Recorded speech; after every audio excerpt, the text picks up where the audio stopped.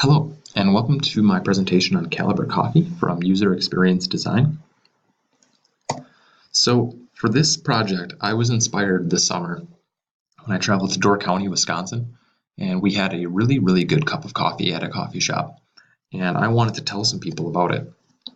There wasn't really a way, though, to tell my friends or anything about this place. So when we were told in this class that we were going to be designing an app, I got inspired to start this one based off of another app that I use that you can review and share craft beers with your friends and make recommendations to them. So my research and hypothesis led to a hypothesis of people will try new products if they, one, know about them, and two, hear recommendations of them from friends. And that turned out to be a true statement. Not a lot of people are willing to just fork out money for an item that they're not familiar with and they have never used, or in this case, tasted before. So the problem statement was, in order for coffee shops to give them or help create an identity, people need to know about them. If you drive by a well-renowned establishment like Starbucks, you've heard about that place before through marketing.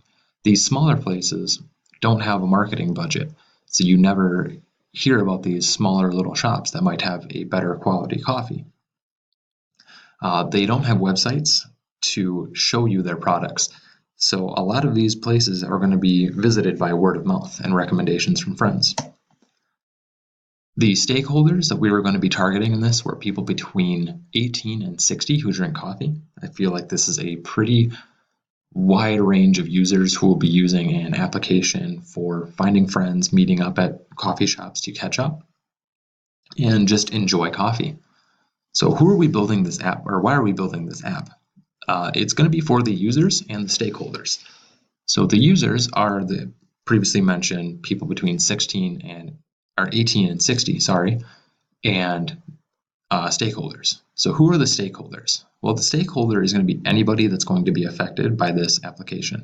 So that would be your users, your shop owners, your people in marketing, anybody that has some kind of stake in the consumption of coffee or the process of getting that person their coffee.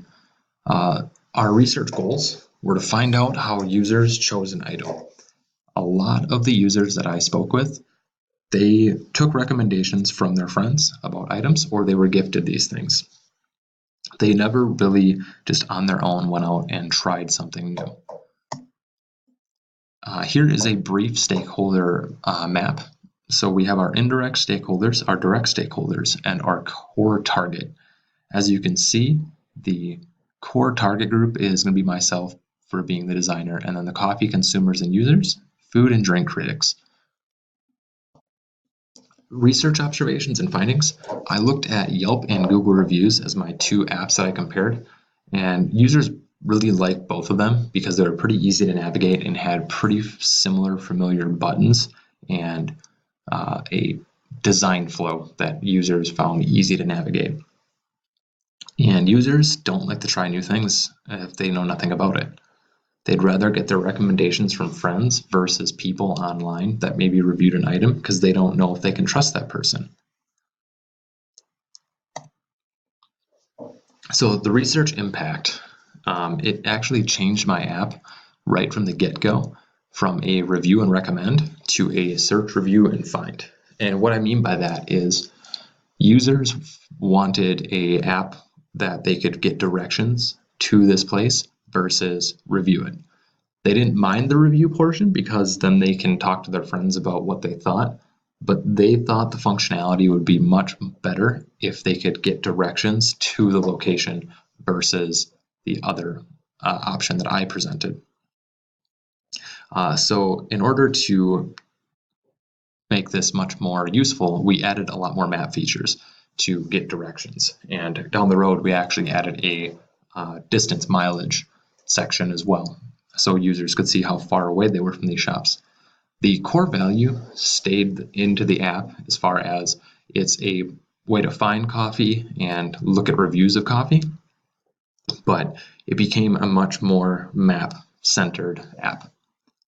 Had the app progressed even farther during this process, it would have eventually led to a online ordering system and calling in to place an order. Due to the amount of requests from users that we did get, they were asking if that would be a feature. Data and data analysis. For the data analysis, we looked at competitors who had apps similar to ours in order to base our app off of that, because it's pretty hard to design an app from scratch. So using designs that are already in place from other applications will help users feel more comfortable using your app because they're familiar with the features of the other apps. A lot of the apps had the same features, which was awesome because it helped us build our MVP for our application.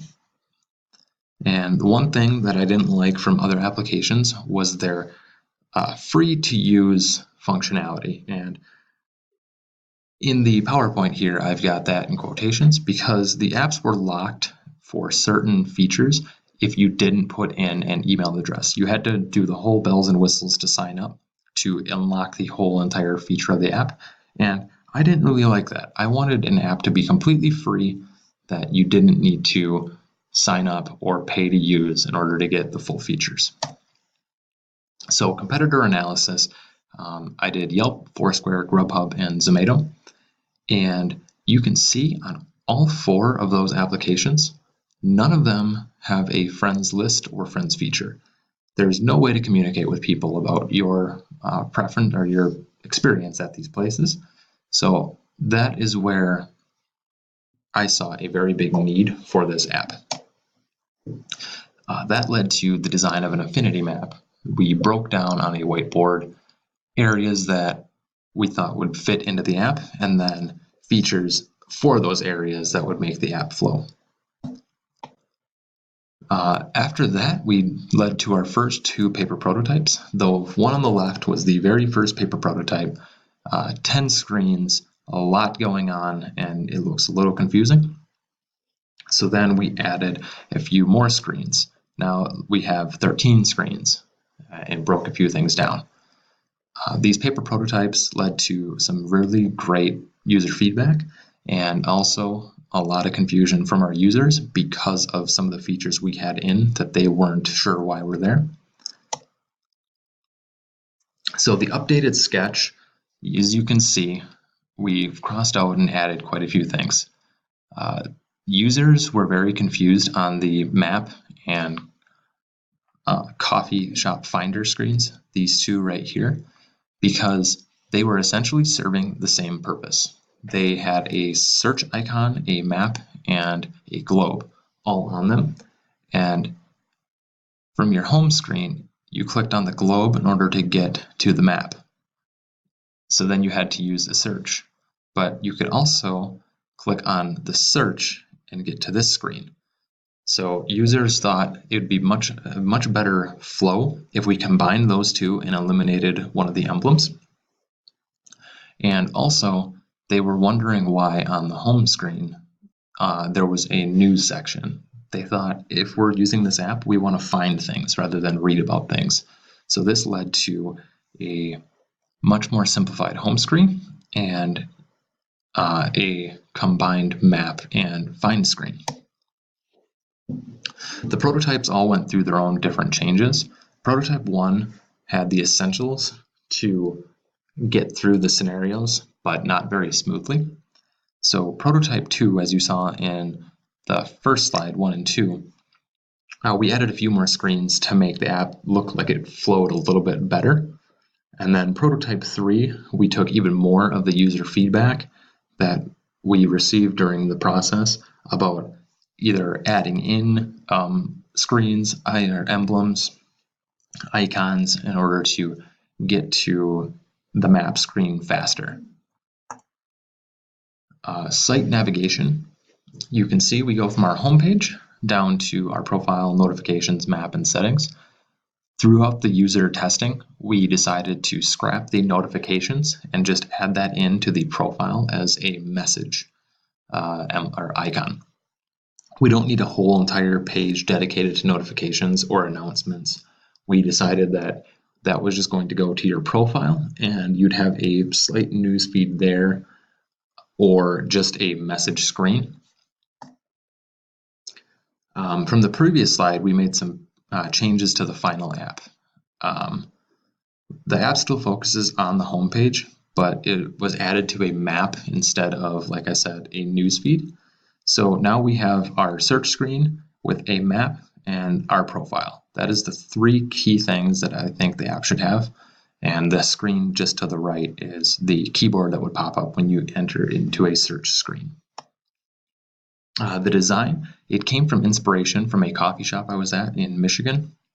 I thought the design on the back wall looked pretty neat and unique, so I decided to incorporate those colors into the app layout. And then the brown was to signify the color of coffee, and that was going to be our search, our font color. And then the yellow was going to be used for the logo to make that pop and stand out so you know where you are. So the design process was pretty easy to complete because of the colors that we had and the logos. The home screen has the name of the app, top, front, and center, so you know what app you're in. And then as you go to other screens in the application, you don't really need to see that logo on the very top in the center. So we decided to shift that to the upper right-hand corner and then make the search bar come up, and then the map and the keyboard to give the app a little bit more space and not feel as condensed. Prototype and design. The app on the left-hand side of the screen, that was the original first prototype app. As you can see, there is quite a bit going on in the screens, but there's also a lot of white background, and the edges aren't really that rounded. So the users, when they were testing this, one of the scenarios was to add a friend. So you went to the profile, and I originally had the add a friend button below the friends list. So users were clicking on the friends icon in order to add a friend. And they were wondering why the add friend button isn't front and center. So they know that, hey, this is what I'm clicking on. I need to click this. So looking at first click testing, a lot of users, their first click was to go down to the left corner, not where I wanted them to go. So I decided to, as you can see in this screen, put the add friend right up front and center, make it larger than the rest of the emblems, so they know that this is how we choose a friend. Looking to the right, this app, or this iteration of the app, is the much more fine-tuned flow of the app. This way we start going from start to finish, and this is where the design took place to move the emblem to the upper right corner rather than front and center, making the screens look a little bit more usable and user-friendly. And this led to a much more successful process of users getting from scenario 1 through 5 smoothly. User testing low fidelity. Users changed the nature of the app. It started out from a rating and review to a search and find. We eliminated the globe and search bar and combined those two together, and we added directions to the shop.